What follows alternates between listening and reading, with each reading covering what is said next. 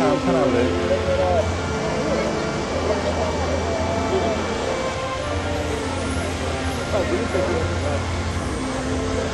คนมากระหลาเลย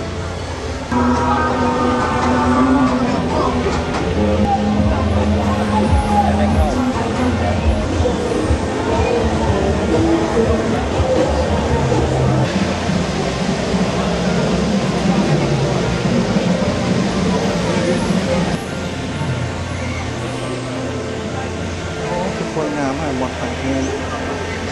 ตั้งที่ขายแอลกอฮอล์อย่างเดียวขายแอลกอฮอล์ที่นี่ก็มี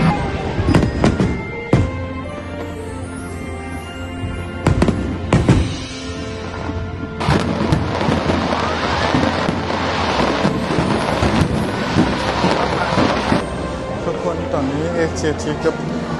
เป็นเวลาสุดๆโมง14 นาทีแล้วเนาะ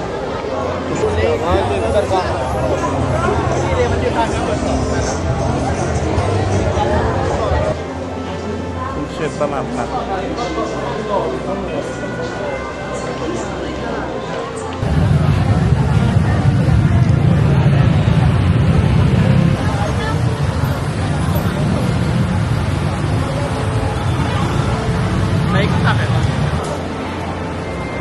นี่ทุกคนตอนนี้พ่อกันอยู่สถานีสยามมาเนาะ2 โมง 12 นาทีเนาะ2 โมงเช้า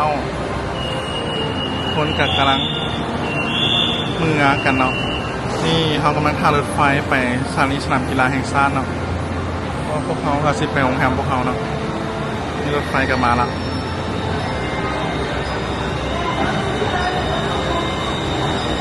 ใครในคนโบราณปันไหนขบวนนี้เขาจะลงสยามหมดส่วนหลายเนาะ